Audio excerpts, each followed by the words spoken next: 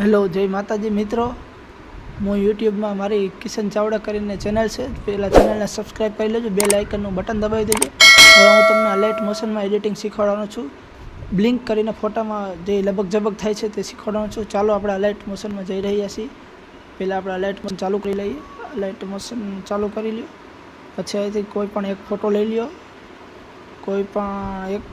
લ્યો. પછી તમારે અહીંથી કોઈ પણ એક ફોટો તમારે જે તમારો સારો હોય ગમે તે લઈ લેવાનો છે.